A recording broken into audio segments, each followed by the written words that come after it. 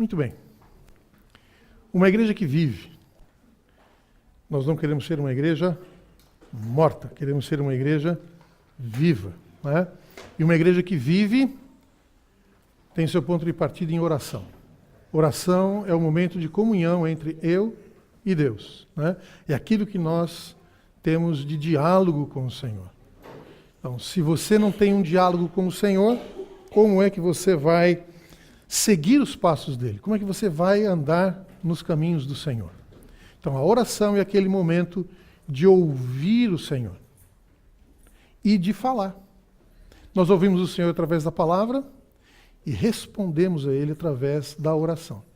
Então, é a maneira de expressar a minha compreensão da vontade de Deus. E quando a minha compreensão está equivocada, o Senhor começa a mover para que eu possa chegar ao lugar onde Ele pretende que eu esteja. Tá bem? Então, isso foi o nosso mês de janeiro. A gente falou muito sobre oração. Fevereiro, nós tratamos sobre a armadura. De que maneira nós podemos andar neste mundo, nessa sociedade, nesse sentido, de tal maneira que nós podemos estar protegidos contra as diferenças que nós temos de percepção no mundo.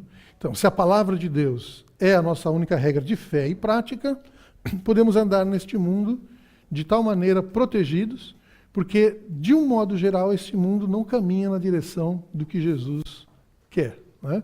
Caminha muitas vezes na direção oposta. A gente precisa estar atento para não caminhar também nessa direção. Mês de março, nós falamos sobre a total perseverança na palavra.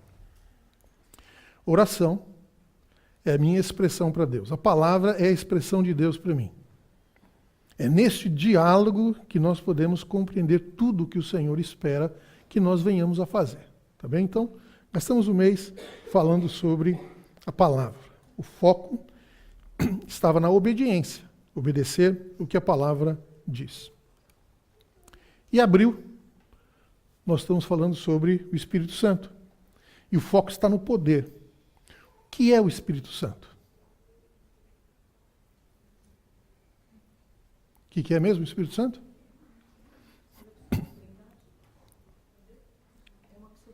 Uma pessoa da Trindade, é Deus. O que mais?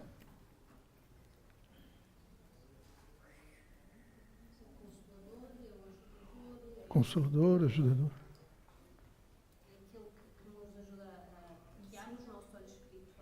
Ok. Tá?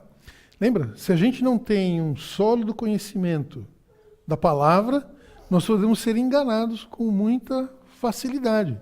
Então nós precisamos saber quem são os elementos que compõem a Trindade. É o Pai, o Filho e o Espírito Santo. Né? É Ele que nos conduz a todas as coisas que o Senhor Jesus nos deixou. Claro? Muito bem. Primeira coisa, falamos, se nós queremos ter poder, precisamos ser unidos. Sermos um. Né? E aí nós fizemos essas considerações, que aí havia alguns elementos, né, alguns alicerces para essa unidade. Então é um só corpo, um só Espírito, uma esperança, um Senhor, uma fé, um batismo, um Deus e Pai de todos. Esses 7 itens compõem uma base, né, do que é a nossa unidade. Então, está lá em Efésios, capítulo 4, dos versículos 4 até 6. Tá? O que está em amarelinho ali é a transposição do versículo na Bíblia para Todos. Tá bem? Então, o desafio era, olhe para essa situação. Converse com alguém do seu pequeno grupo. Transfira, troque essa informação. Será que nós pensamos as mesmas coisas acerca de todos esses itens? Ou será que são pensamentos completamente distintos? Então nós precisamos, para ter unidade, termos unidade também de pensamento, de propósitos. Queremos ir para a mesma direção, tá ok? Depois nós falamos sobre graça. O que é a graça?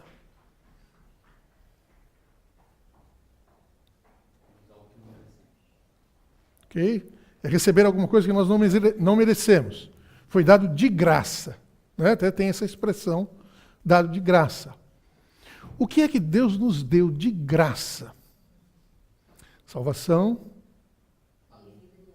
a vida nele, mas ele também nos deu um orientador. Lembra? Graça também tem a ver com dons, com capacidades que Deus nos deu para que nós pudéssemos viver neste mundo. Então ele concedeu dons aos homens. E no livro de Efésios ele trata dos dons principalmente de liderança, para que todos possam trabalhar juntos em perfeita harmonia e sintonia, numa resposta cheia de gratidão e dedicação, eficiente ao Filho de Deus, como adultos, plenamente maduros, plenamente desenvolvidos, plenamente cheios de vida, como Cristo. Então, a primeira coisa foi unidade, pensarmos em acordo, e depois os dons que Deus nos deu para que nós pudéssemos servir uns aos outros, trabalhar aquela unidade para o benefício de todos. Então, esta é a razão última de uma igreja. Não é só se reunir no domingo, no dia que for, para se encontrar. É para pensar de que maneira eu posso servi-lo. De que maneira eu posso usar os meus dons, as minhas habilidades, as minhas capacidades para lhe ajudar a alcançar a maturidade. Então, a razão de estarmos juntos é para perceber de que maneira eu posso lhe servir. Agora, imagina, se eu estou procurando lhe servir e você tem a mesma cabeça que eu tenho, quer dizer, pensamos as mesmas coisas e utilizamos os nossos dons, qual vai ser a tua ação? A tua ação.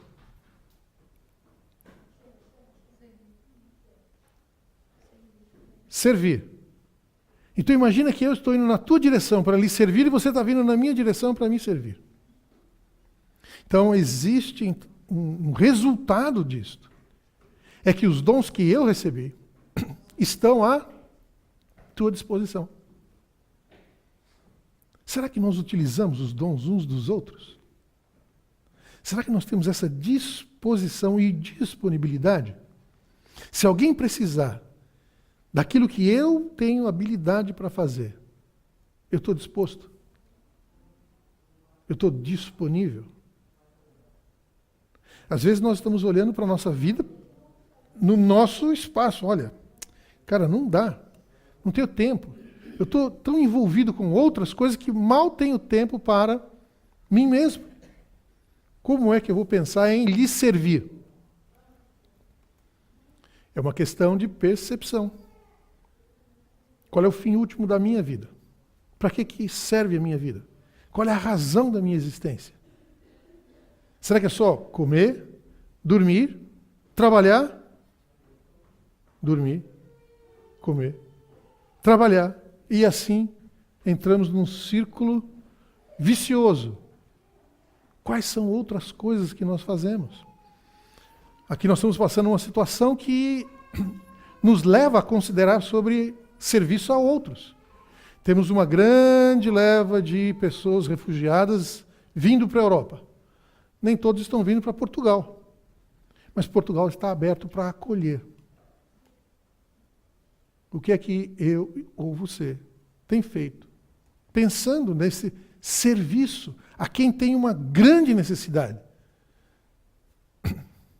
Tem um programa que está passando na SIC toda segunda-feira. Se fosse consigo.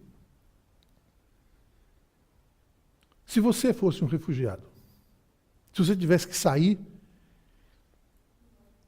com o que desse para levar, e muito pouco, para procurar um lugar onde cuidar da sua família, você esperaria o quê? Que tipo de acolhida você estaria à espera? Então, nós temos suficiente para nós. E talvez até para outras pessoas. Será que nós estamos abertos para isso? Graça. Dar sem que nós tenhamos qualquer merecimento. E depois falamos sobre renovação, que foi domingo passado. E renovação tem a ver com este conceito que o Espírito Santo nos dá, de instrução. Ele pede para você despojar das coisas do velho homem. Se renovar. Então você tira o velho e põe alguma coisa nova. Renovação. E aí se revestir. Colocar essas coisas novas bem trabalhado em nós, bem ajustado. Para quê? Para que a gente possa viver unidade e graça. Caminhando juntos para a mesma perspectiva. Servindo uns aos outros. Para isso, eu preciso me despojar de algumas coisas que não fazem parte do meu referencial. Ou do referencial de Deus. Eu tenho que me despojar, tirar. Magali estava falando sobre o celebrando a restauração. E todos nós temos áreas para serem restauradas. Qual é a sua área? O que é que você precisa fazer na sua vida para restaurar? O que é que você precisa tirar para depois colocar outro? Todos nós temos. Todos nós. Não tem ninguém que não precise de restauração. Nós estamos num processo, e quanto mais perto você está de Jesus, mais evidente ficam as áreas que você precisa renovar. Sabe por quê? Porque Deus é luz e nele não há trevas nenhuma. Portanto, se nós estamos próximo da luz, o que acontece? As trevas se dissipam. São reveladas. Então, o que é que tem de trevas na minha vida que eu preciso colocar a luz do Senhor Jesus ali para que, iluminando, eu enxergue e agora faça assim. Tem que tirar isso da minha vida. Porque isso não faz parte daquilo que Jesus quer desenvolver na minha vida. Então eu tenho que me despir do velho homem.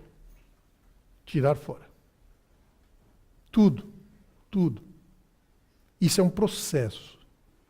Existe um momento onde você reconhece que Jesus pode fazer a diferença. Depois existe um processo onde o Senhor vai lhe ajudar a se despir do velho homem, se revestir do novo. É este o processo que leva a vida toda e que só estará completo, finalizado, quando nós estivermos na presença do Pai. Enquanto nós estivermos neste corpo, nós estamos nesse mundo sujeito a todas as intempéries, vamos dizer assim, a todas as forças que me conduzem para um lado ou para o outro. E eu preciso, então, me firmar os meus passos. Lembra aquelas 7 áreas que precisam ser fundamentos da nossa vida? Eu preciso de pessoas que tenham os mesmos fundamentos. Por quê? Porque quando nós temos os mesmos fundamentos, é que nós caminhamos protegidos uns dos outros. Sozinho, você pode ir mais rápido, mas nunca vai mais longe. Tem até uma frase, uma propaganda de uma seguradora que está na televisão agora, que diz exatamente isso. Que você pode ir sozinho mais rápido, mas só vai mais longe se você estiver em grupo. Quem é que está a caminhar contigo para você poder chegar mais longe? Eu posso carregar esse púlpito. Eu tenho força suficiente para levá-lo. Quantos metros? Não vou dizer nem quilômetros. Mas se tivermos em 2, a gente vai mais longe. Talvez pode ir até um pouco mais devagar, mas certamente vai mais longe. E talvez uma pessoa mais frágil, menos forte, sozinho não consegue. Mas se tiverem 2 fraquinhos, dá para levar longe. Por quê? Porque um dá suporte ao outro. Percebe? Hoje eu quero falar um pouco sobre edificar. O que faz um bom professor? O que ele faz?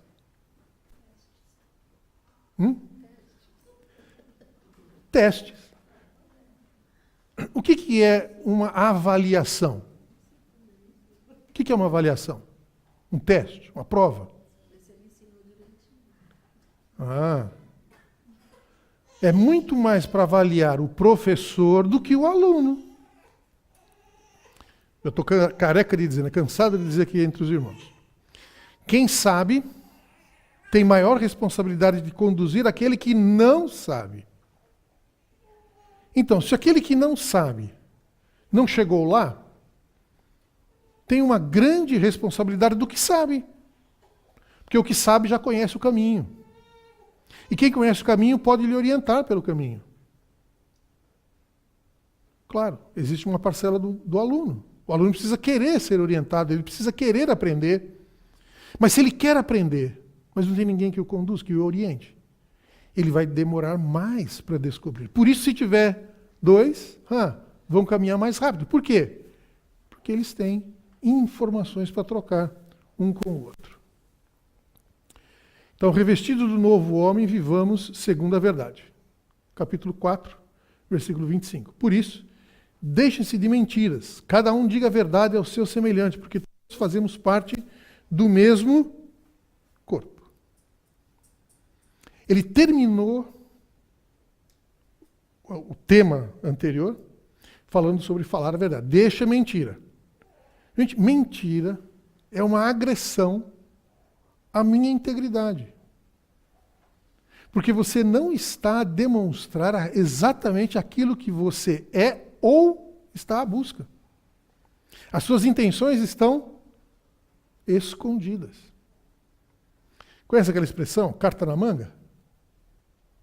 Conhece ou não? Conhece, né? É quando você não tem nenhuma carta na manga. Às vezes você fala com as crianças e ele logo bota as mãozinhas para trás quando ele está fazendo alguma coisa errada. E você fala, deixa eu ver a sua mão. O que ele faz normalmente? A outra. As duas.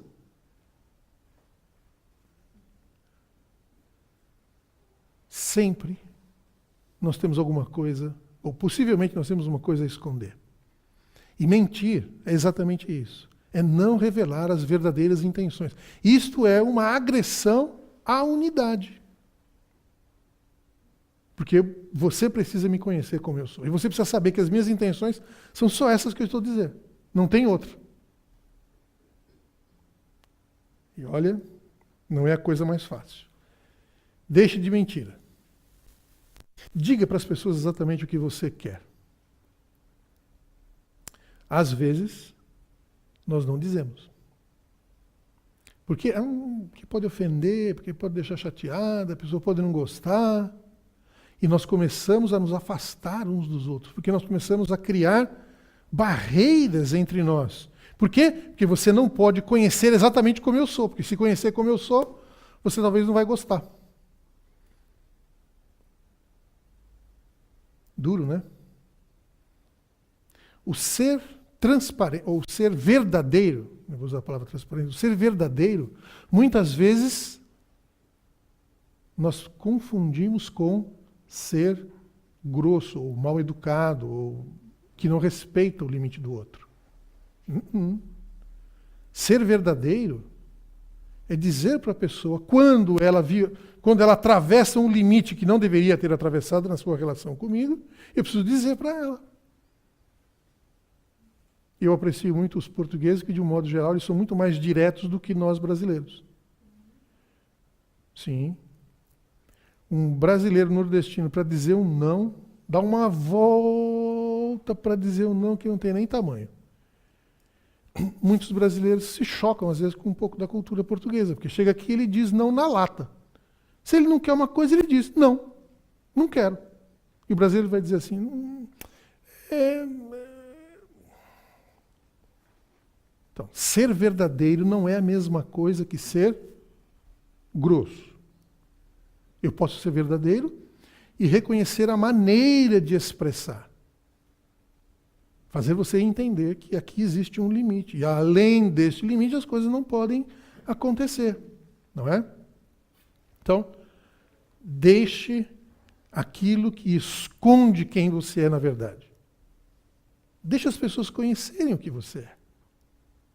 Deixe de mentira. Fale a verdade. Quando você não gosta, diga, não gosto. Pode até dizer por que não gosta. Mas diga, não gosto. Muitas vezes nós aceitamos coisas que não queria dizer não. Deixe de fazer isso. Se tem alguma coisa na vida da igreja que não está, vamos supor, trazendo você mais perto, está impedindo de você ter unidade com os irmãos, diga. Porque se há alguma coisa que pode ser mudado, a gente muda. Mas tem coisas que é você que precisa mudar. A minha perspectiva não é a única.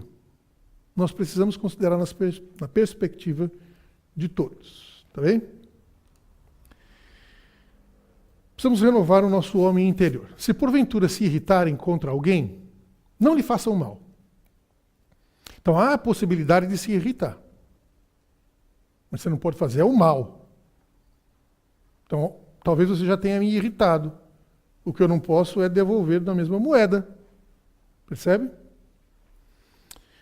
Não devem deixar que o sol se ponha sem ter dominado a vossa irritação. Quando você está irritado, dura quanto tempo a irritação?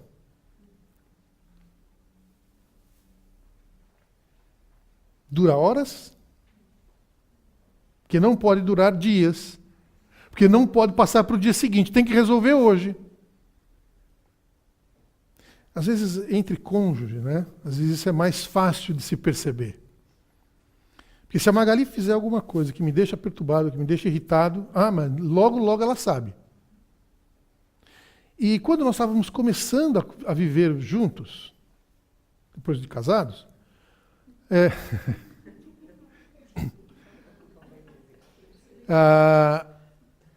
algumas vezes nós tivemos que falar assim, não vamos dormir. Nós vamos resolver hoje, porque não dá para deixar para amanhã. Não, eu quero dormir. Amanhã. Não vai dormir não. Vamos resolver hoje o problema. E olha, a gente foi aprendendo. Então, se você quer dormir cedo, não pise nos meus calos. Né? Ou descubra descubra o momento de falar. O momento de discordar, o momento de colocar quais são as necessidades que eu tenho. Eu fui criado feito filhinho de papai e de mamãe. Tudo à mão. Chegava em casa, tirava a roupa, deixava em cima da cama, mas não ficava lá em cima da cama. Quem é que recolhia a roupa? A minha mãe. Abençoada. Então, ela me ensinou algumas coisas, não ensinou? Que eu podia deixar a roupa em cima da cama. Que ela apanhava depois. Pegava depois. Quando eu casei, o que eu fazia? Aquilo que eu sempre fiz. Tirava a roupa e deixava em cima da cama. Chegava lá, a roupa estava em cima da cama. Magali tinha que aprender, que a minha mãe não tinha me ensinado assim. Mas eu também tinha que aprender que a mãe dela também não tinha ensinado ela assim. Né? Numa casa com 10 irmãos, ou você cuida de cada um das suas coisas, ou vai virar uma confusão. Na minha casa só tinha 4, éramos só 4. Né? Só 4. Aqui já é uma família numerosa. Imagina da Magali, então, era uma família muito numerosa. Né? Hábitos. Eu tive que trocar alguns hábitos. Porque eu queria conviver com ela. E nesses quase 40 anos de convivência, muitos hábitos mudaram. Tanto ela quanto eu. Mas teve que haver muita negociação. Muita sinceridade. Deixar de falar mentira. Deixar de aceitar coisas que eu... se eu for pegar no pé de todas as coisas, misericórdia. A gente não vai brigar todo dia. Não vai brigar todo dia. Mas se a gente for deixando acumular, no dia de briga, é uma briga. Não é uma pequena correção. Já é uma correção muito grande que precisa ser feita. Tá certo? Então, não acumule irritação.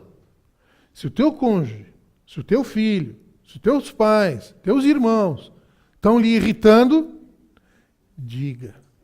Aprenda a dizer. O que você não pode é guardar. Tá bem? Porque se guardar, vai acumular. E quando acumula, na hora de resolver, quanto pesa uma tonelada de algodão? 1 tonelada. Mas se você pegar um saquinho de algodão, parece tão levezinho, né? Ninguém se preocupa, um saquinho de algodão. Pega 1 tonelada de saquinho de algodão. Vai guardando, vai guardando, vai guardando, vai guardando. Daqui a pouco é um peso enorme. E quando você vai tratar, não tem mais graça para tratar. Por quê? É por causa disso que você está irritado. Essa coisinha, não é esta coisinha. É esta coisinha, mais essa, mais essa, mais essa. Então aí tem um monte de coisinha, tem 1 tonelada. Você não foi tratando uma por uma. Tratar no atacado é difícil. É mais difícil. O Senhor conhece a nossa natureza. Romanos capítulo 8, versículo 26 e 27. Da mesma maneira, também o Espírito nos ajuda a nós, que somos fracos. Com efeito, nós não sabemos orar como convém, mas o próprio Espírito pede a Deus por nós com gemidos indescritíveis. E Deus, que vê mesmo dentro dos próprios corações, conhece o que o Espírito deseja, porque este pede conforme os desejos de Deus em favor dos que lhe pertencem. Então, deixa o Espírito sondar seu coração. Quando está alguma coisa incomodando, traga à tona, coloque. Escolha um momento para conversar, mas converse, não deixe para amanhã. Não deixe acumular. Esta é a ideia. Não acumule as coisas. Tá? Não se deixem apanhar pelo diabo. Meu amigo, mentira é ferramenta do diabo. Quem é o diabo? Pai da mentira. Ok, mas ele é mais alguma coisa, além de ser o pai da mentira. Ele é enganador, ele é nosso inimigo. Ele não é inimigo de Deus, por favor, entenda bem. Ele já foi derrotado por Deus. Tá bem? Ele não é inimigo de Deus. Ele é meu inimigo. Ele tenta me enganar, me levar para uma posição que desagrade a Deus. Mas ele não é mais poderoso do que Deus. E o Espírito Santo que veio habitar no seu coração é a arma de vitória que Deus lhe deu para vencer o inimigo. Então nós já temos tudo que precisamos na mão, à nossa disposição. Nós temos o Espírito Santo, nós temos a palavra e nós temos uma comunidade para viver harmonicamente. Por isso que é um absurdo a gente pensar em viver longe uns dos outros. Porque é em comunidade que nós vamos mais longe. Porque nós investimos um na vida do outro. Tiago 4,7 diz assim: portanto, sejam submissos a Deus e resistam ao diabo, que ele fugirá de vós. Submissão é a Deus. O diabo vai procurar enganar. Ele vai procurar se aproximar e dizer, não é bem assim. Talvez, essa coisinha boba, você vai ficar se irritando ou tentar resolver. Você já sabe como é o teu marido, o teu filho, o teu irmão. Sabe que tratar essas coisas não vai dar em nada mesmo. Ele fica repetindo essas coisas sempre.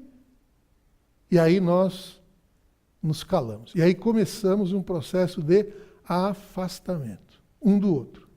Até o momento que a gente tem tanta coisa nos afastando que não há mais como reconciliar. E nós vivemos num mundo onde esse afastamento é cada vez mais evidente. E a reconciliação cada vez mais difícil. Por que nós estamos tendo essa leva de refugiados saindo da Síria e daquele Médio Oriente? Porque há interesses de poucos sem considerar o todo, o muito. E o mundo é assim. Não existe falta de alimento no mundo para alimentar todo mundo. Existe um egoísmo muito grande. Não pode quebrar as leis do mercado. Está aí uma grande luta dos suinicultores, né? Com relação à carne de porco que vem da Espanha. Os impostos são outra, mais barato, e aí fica. Então, não falta carne, nem falta cereais. Falta disposição no coração de ajudar uns aos outros. Mudar radicalmente o meu procedimento. Qual é o meu procedimento? Você já parou para olhar e avaliar o seu procedimento? Ele diz lá, aquele que roubava, deixe de roubar.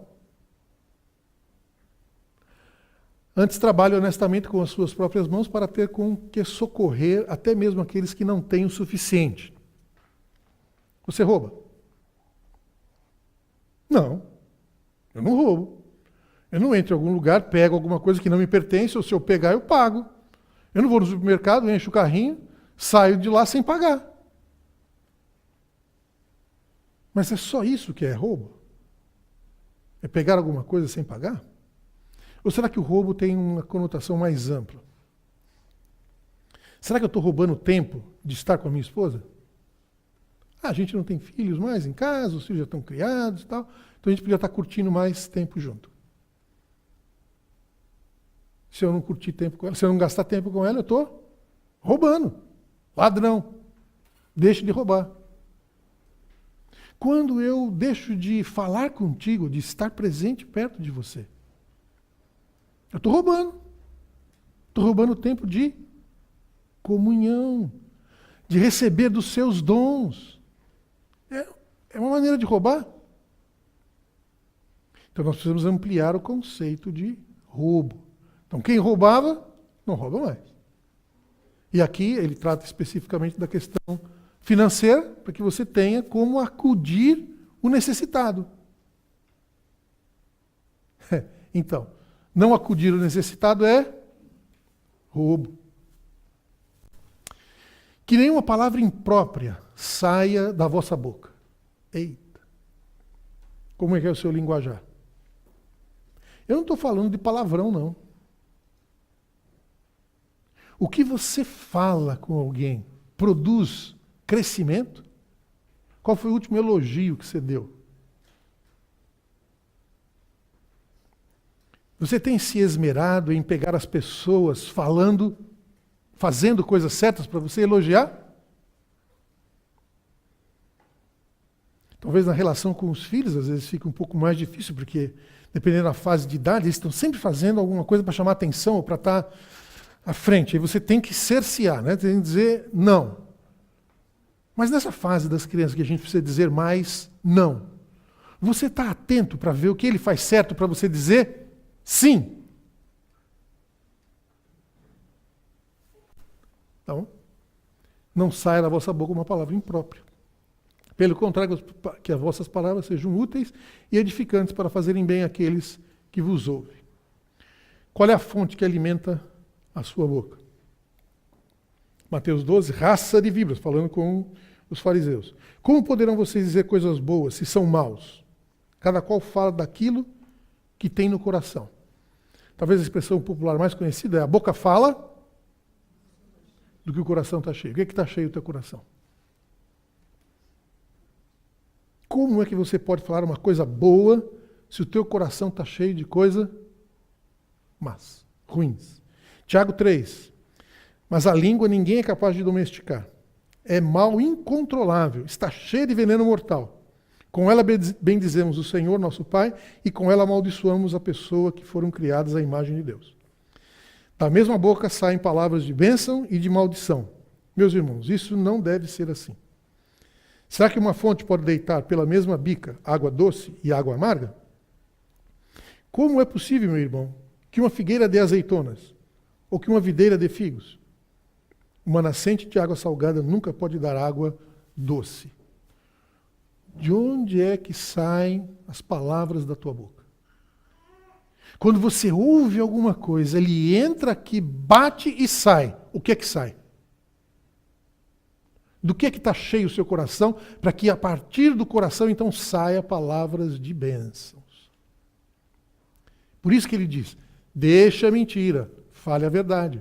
Porque se você fizer alguma coisa que não vai bater bem comigo, eu não tenho nenhuma reserva acumulada, está tudo zerado. Eu posso olhar e dizer assim, mas foi dessa vez. Então agora deu para a gente entender que não dá para ser assim e tal. Não existe aquilo. Mas você sempre faz isso. Eita, que sempre é esse? Nós precisamos cuidar. Deixa a mentira, fale a verdade. Não deixa a ira ficar acumulada e guardada. Sabe por quê? Porque é um veneno, vai amargando tudo. Tá bem?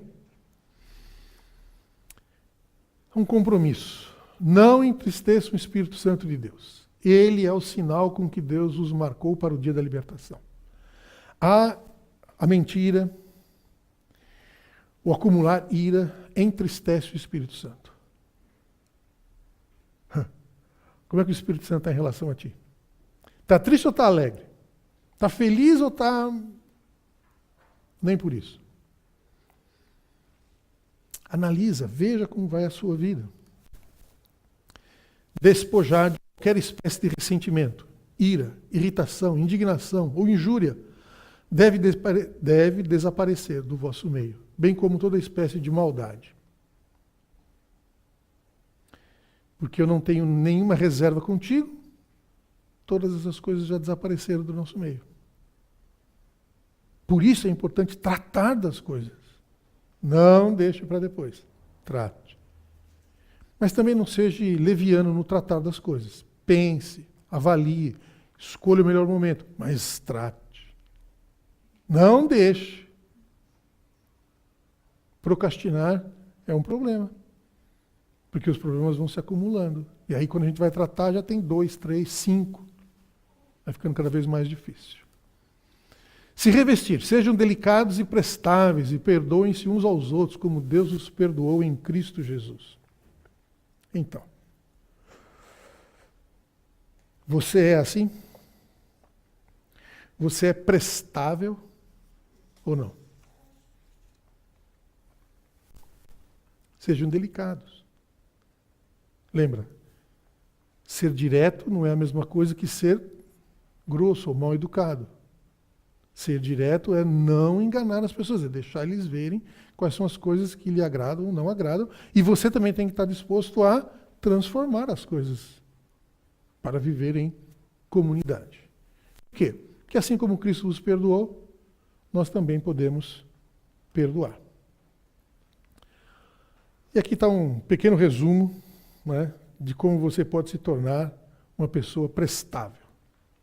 Então, ele fecha esse tempo, esse assunto, deixando algumas coisas para você abandonar. Deixa a mentira, deixa a irritação, não lhe façam mal. Quem roubava não rouba mais, nenhuma palavra imprópria. Deixa o ressentimento, a ira, a irritação, indignação, injúria, toda espécie de maldade.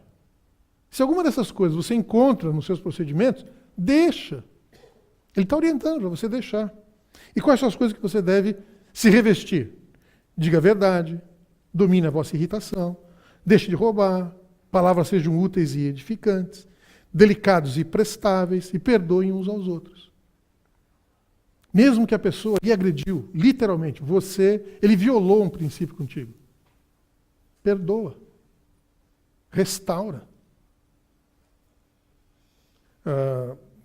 O tema do nosso encontro dia 7 é exatamente isso. Como é que você faz depois de perdoar? Porque nós temos uma função, que é memória. A gente perdoa, mas não esquece. E aí nós temos que lutar. Sabe por quê? Porque você pode estar alimentando uma ira através daquele perdão. Ah, está perdoado. Mas eu não esqueço. Mas está perdoado. Nós temos que olhar para Jesus. Olhar para o Senhor. Ele lhe perdoou. Quando foi a última vez que Jesus jogou na sua cara todas as coisas que ele perdoou de você? Qual foi a última vez que você chegou para Jesus e falou assim: Senhor Jesus, me perdoa mais uma vez por causa deste pecado? E ele disse assim: poxa, está na hora de você aprender, hein? Quando foi? Ele perdoa e limpa. Portanto, quando você perdoar, limpe. Se a pessoa vier a fazer de novo, está limpo. Não tem nenhuma reserva. Então, para mim, esse é o grande desafio que nós temos, de sermos edificados pelo Espírito Santo, deixá-lo conduzir a nossa vida. Ele nos dá várias listas de verificação para que a gente possa se despir do velho homem, se revestir do novo. Querido, se revista do novo. Não fique preso a velha natureza. Tá bem? Vamos orar. Pai, muito obrigado porque o Senhor nos deu